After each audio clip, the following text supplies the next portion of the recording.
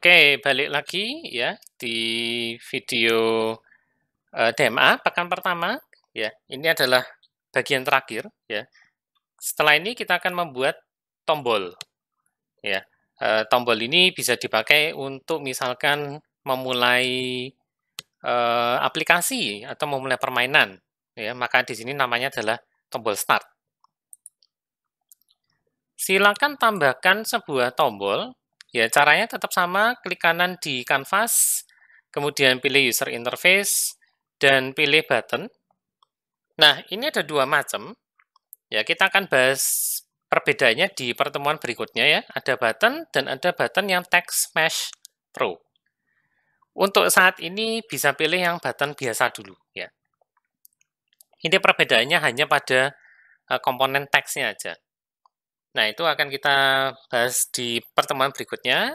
Untuk sekarang, pilih yang button biasa aja. Oke, ini adalah tombol saya. Kelihatan kecil banget ya. Oke, geser dulu. Perbesar. Nah, tapi ini hanya memperbesar ukuran tombolnya saja ya. Tidak memperbesar teksnya. Nah, teksnya di mana? Kalau teman-teman perhatikan, di button ini ada tombol panahnya lagi. Nah, di dalamnya itu sebetulnya ada child-nya, yaitu teks. Inilah yang mengatur teks dari sebuah button. Silakan diganti menjadi start gitu aja, atau mulai ya. Mulai. Kemudian untuk memperbesar teks, biasakan memperbesar dari font size-nya. Misalkan saya perbesar jadi 48 ya. Jangan pernah menskalakan teks. Kalau teman-teman menskalakan teks, yang terjadi seperti ini. Saya skalakan naik jadi 3 misalkan. Ini juga 3. Ya. Yang terjadi adalah fontnya itu sebetulnya 14, tapi diperbesar 3 kali. Sehingga yang muncul adalah teks yang kabur seperti ini.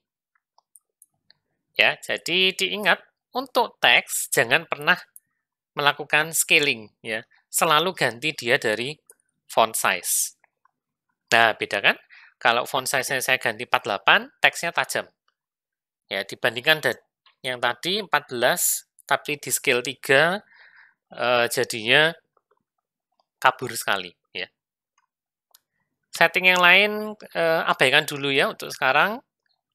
Jangan khawatir, minggu depan kita akan otak-atik pengaturan untuk teks. Ya, untuk sekarang, biarkan dulu aja. Ini akan saya rename jadi button mulai. Nah, berikutnya untuk tombol itu bisa diganti gambarnya supaya aplikasi kita punya ciri khas ya. Kalau enggak, jadinya cuma tombol biasa yang membosankan seperti ini ya. Ya, tombolnya putih, walaupun memang sudah ada animasinya sih. Kalau diklik, sudah berubah warna. Ya. Tapi, kalau kita membuat aplikasi multimedia, biasanya kan ingin memberikan nuansa atau ciri khas ya. Kalau teman-teman lihat tombol pada game atau pada aplikasi multimedia, biasanya kan nggak polos seperti ini. Nah, pertanyaannya apakah bisa membuat tombol yang bermacam-macam itu? Jawabnya bisa. Perhatikan pada button, dia punya komponen namanya image, dan di sini ada source image yang sudah didefaultkan ke UI sprite. Nah, UI sprite ini bisa teman-teman ganti dengan sprite apapun. Ya, misalkan ini saya pakai Shortboss. Jadinya seperti ini, ya. Nah, tapi mungkin ada sedikit kelemahannya. Ya, kalau ini diperbesar, kelihatan agak aneh ya, tombolnya seakan-akan nge-stretch ya. Gimana kalau kita tidak mau melakukan hal itu? Misalkan, loh saya punya sebuah tombol yang ukurannya pas seperti ini kok, tapi kalau dimasukkan ke sini kenapa kok jadi nge-stretch nggak karuan gini ya? Nah, itu bisa kita perbaiki dengan teknik namanya 9 slice scaling. Ya, jadi kadang-kadang kita ingin agar ujung-ujungnya ini itu tidak ikut di scale, supaya nggak ke distorsi, seperti yang sudah kita saksikan tadi ya. Caranya melakukan 9 slice scaling atau 9 slice scaling ini sebenarnya apa sih? Kita akan membagi gambar ini menjadi 9 bagian, makanya namanya 9 slice. Ya, kemudian setiap ujung kiri, kanan, atas, bawah ini tidak akan diskalakan. Ya, sisi kiri dan kanan itu hanya diskalakan secara vertikal. Sisi atas dan bawah itu hanya diskalakan secara horizontal. Sementara itu sisi tengah itu akan diskalakan ke segala arah ya, baik secara horizontal maupun secara vertikal. Caranya gimana? Langsung aja deh ya. Pilih dulu asetnya, Shotboss ini. Kemudian di panel inspektor, klik tombol Sprite Editor. Ya, teman-teman akan diberi layar Sprite Editor seperti ini. Nah, kalau diperhatikan di ujung-ujung atas, bawah, kiri, kanan ini ada tombol atau kotak hijau mungil ya. Ini bisa ditarik untuk membagi gambar ini menjadi 9 bagian seperti ini. Ya, silakan ditarik sendiri, disesuaikan sesuai dengan keinginan. Ya, misalkan saya ingin membagi gambarnya menjadi seperti ini. Kalau sudah, klik apply. Ya, berarti sekarang sprite ini sudah kita lakukan 9 slice. Mari kita lihat apa yang terjadi. Saya akan besarkan dulu tombolnya supaya kelihatan efeknya ya. Ini keadaan tombolnya menggunakan sprite yang belum di-slice, dan sekarang menggunakan yang sudah di-slice. Nah, terlihat bedanya ya. Sekarang tombol saya jadi lebih rapi. Ya, walaupun karena gambarnya cukup besar sih, kalau tombol saya terlalu kecil ya jadinya seperti ini. Jadi agak mirip tulang ya. Nggak apa-apa deh. Nah, itu gunanya 9 slice scaling. Ya. Kalau teman-teman punya grafik yang sudah bagus ya dan tidak kepingin ke distort untuk button, maka silakan gunakan 9 slice scaling seperti tadi.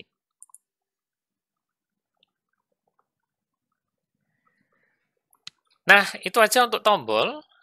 Ya, nanti ke depan kita juga bisa melakukan modifikasi lebih lanjut.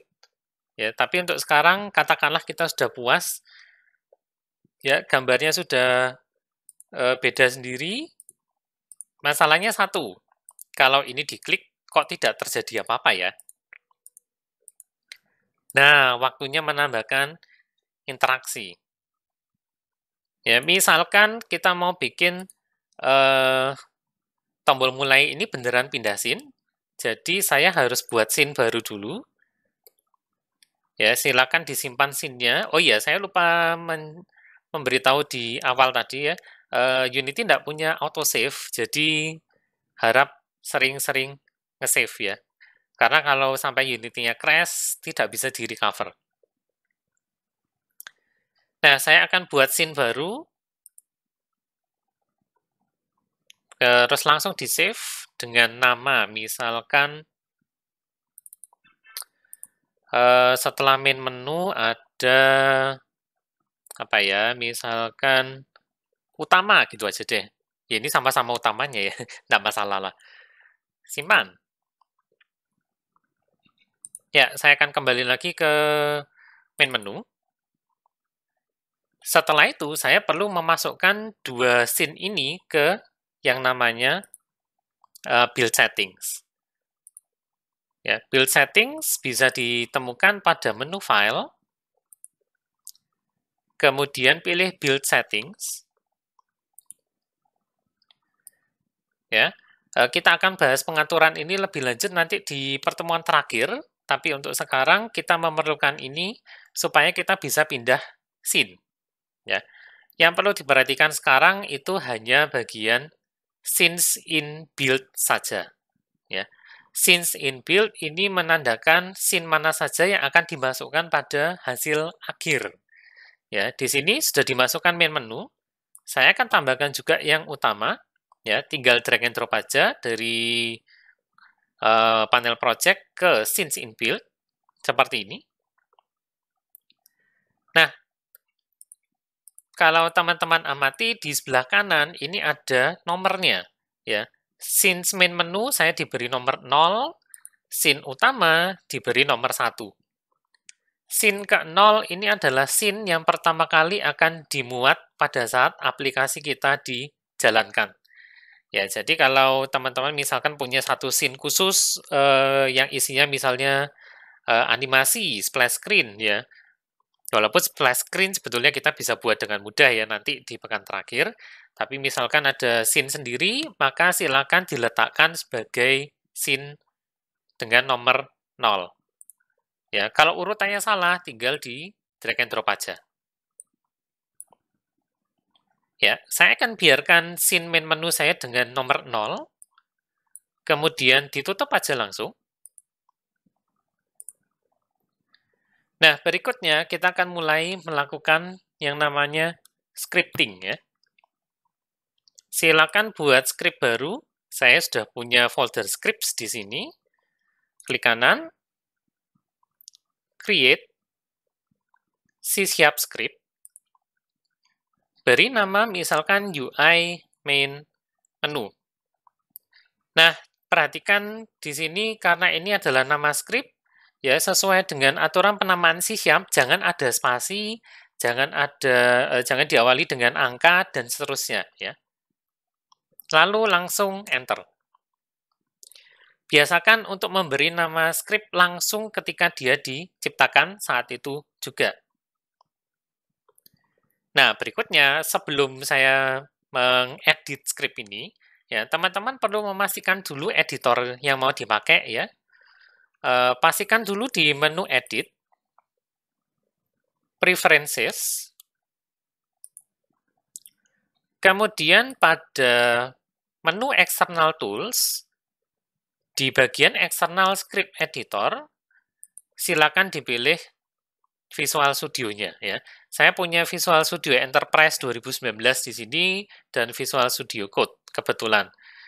Ya, ini silakan diatur dulu ya supaya kita bisa memanfaatkan fiturnya Visual Studio dan Unity. Ya, kebetulan saya sudah ngatur jadi saya bisa langsung membuka file ini, tinggal double klik. Ya, akan dibukakan Visual Studio dan kalau pertama kali kita membuka script pada sebuah project, ya, Unity dan Visual Studio sekalian akan membuatkan solution-nya. Ya, ditunggu sampai siap. Sampai muncul tampilan seperti ini. Ya, pastikan kata-kata mono behavior ini warnanya sama persis dengan UI main menu ya. Kalau kebetulan tidak sama warnanya, teman-teman bisa lakukan ini. Ya, Visual Studio-nya bisa ditutup. Saya nggak akan tutup ya untuk sekarang. Kemudian pilih menu Assets dan Open C# Project. Oke, dua buah metode kosongan ini silakan dihapus terlebih dahulu ya. Ke depan akan saya jelaskan ketika kita memerlukan dua metode ini ya, antara start dan update, tapi untuk saat ini bisa dihapus dengan aman. Kemudian buatkan sebuah metode baru, namanya load level, public void load level, dengan parameternya adalah, saya akan ganti nama aja, karena ini bukan game, ya. Sebetulnya nggak ngaruh sih, ya, tapi supaya cocok, saya akan beri nama load scene. Dengan parameternya adalah scene name. Ya, optional boleh dibuat overload-nya.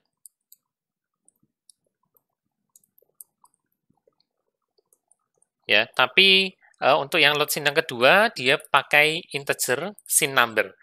Ya, scene number ini adalah angka yang tadi kita lihat di build settings. Ya. Berikutnya, untuk bisa pindah scene, itu kita gunakan scene manager load scene. Scene manager, ya. Sebelumnya kita sebetulnya harus using Unity Engine .scene management dulu, ya. Tapi tergantung versi Visual Studio-nya, kadang teman-teman ketik scene manager dia sudah mengenali. Ini sebetulnya adalah scene manager yang ada di Unity Engine .scene management, ya. Jadi saya bisa pakai langsung scene manager load scene dalam kurung scene name. Yang bawah mirip scene manager load scene number. Ya, jadi ini gunanya apa? Ini gunanya untuk pindah ke scene yang baru. Ya, cukup. Itu aja. Tinggal disimpan. Ya, jangan lupa disimpan skripnya. Lalu, untuk user interface jangan di-run ya. Walaupun di sini ada tombolnya namanya Attach to Unity ya. Tapi untuk sekarang kita tidak akan menggunakan fitur ini. Ya, caranya menjalankan gimana? Nah, ini yang perlu membiasakan diri ya.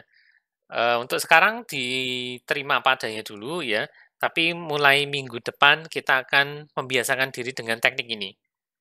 Ya, jadi script untuk user interface itu tidak bisa jalan dengan sendirinya, tapi kita harus pasang ke sebuah game object bantu. Ya, sehingga balik lagi ke Unity-nya, buatkan aja sebuah game object kosong. Ya, klik kanan di hierarki di tempat yang kosong, kemudian pilih create empty. Langsung di rename, saya biasanya merename ini menjadi UI helper, karena dia fungsinya membantu script-script dari user interface. Ya, lalu script ini silakan dipasang ke UI helper. Ya, pastikan sampai keluar UI main menu dalam kurung script. Nah, berarti ini scriptnya sudah terpasang. Ya, langkah berikutnya kita harus menambahkan event button click. Ya, kalau teman-teman masih ingat di Visual Studio yang C#, ya, form C#, kita tinggal double klik aja di sini, ya. Nah, untuk di Unity caranya agak beda. Kita harus menambahkan event on click itu secara manual, ya. Caranya adalah dipilih dulu tombolnya, button mulai, kemudian di inspector, di-scroll sampai ketemu on click dan ada tulisannya list is empty. Ya, ini artinya adalah event-event yang akan dijalankan kalau tombolnya diklik. Untuk saat ini, listnya kosong, berarti waktu diklik tidak terjadi apa-apa. Ya, tapi sebenarnya kita mau melakukan sesuatu kan waktu tombolnya diklik. Ya, waktu tombolnya diklik kita mau menjalankan entah yang ini atau yang ini, sama aja. Maka untuk mengatur hal tersebut, klik tombol plus yang ada di list ini, ya sampai keluar 3 field baru seperti ini. Kemudian objek UI helper-nya di drag and drop langsung ke bagian yang tulisannya none ini. Ya, kalau benar maka combo box no function-nya akan aktif. Berikutnya silakan diklik. Harusnya akan muncul UI main menu sesuai dengan script yang tadi kita pasangkan ke UI helper. Ya, kalau tidak muncul, silakan dipastikan kembali apakah di UI helper ini sudah ada scriptnya atau belum. Ya, kalau belum, berarti silakan dipasang dulu. Kalau sudah dipasang tapi tidak muncul, berarti masih ada error pada skripnya di Visual Studio ya. Silakan dibetulkan dulu sampai betul. Ya, biasanya juga akan keluar errornya di panel konsol, jadi teman-teman bisa baca errornya di sini ya. Kalau sudah tidak ada error, maka dia pasti muncul di sini. Ya, UI main menu, silakan dicari load scene, ya baik yang integer maupun yang string. Kalau yang string, maka kita harus berikan nama scene-nya secara persis ya.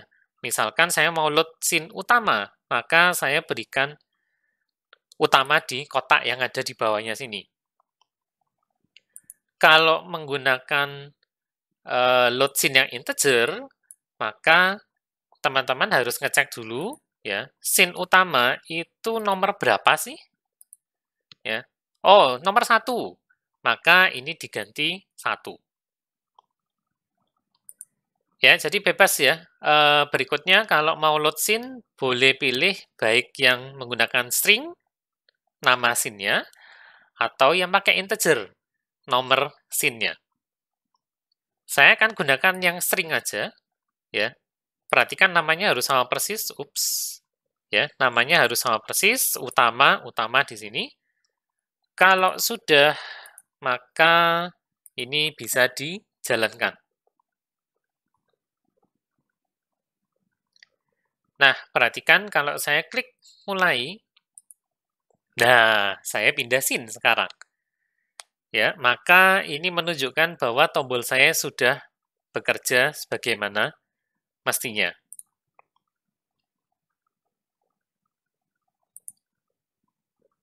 Ya, itu cara untuk membuat tombol yang interaktif. Ya. Minggu depan, pada pertemuan berikutnya, kita akan mulai eksplorasi terhadap berbagai komponen dari user interface ya, mulai dari teks, dari image, terus ada button, kita lihat lagi lebih dalam apa yang bisa diotak-atik, ya, terus ada ada toggle group, ada drop down, dan lain sebagainya. Ya, jadi untuk saat ini saya kira pertemuan ini sampai di sini dulu. Ya, kalau misalkan ada pertanyaan lebih lanjut, boleh dituliskan di kolom komentar di bawah, ya, atau bisa chat langsung di Hangouts grup chat yang sudah disediakan di ya. Jangan ragu-ragu, ya, jangan sungkan-sungkan, silakan tanya aja kalau memang ada error, ya. Untuk saat ini sampai sini dulu, ya. Silakan dicoba-coba. Kemudian kalau ada pertanyaan boleh diajukan tadi ya. Saya rasa kita bisa ketemu lagi di pertemuan berikutnya minggu depan ya. Sampai sini dulu.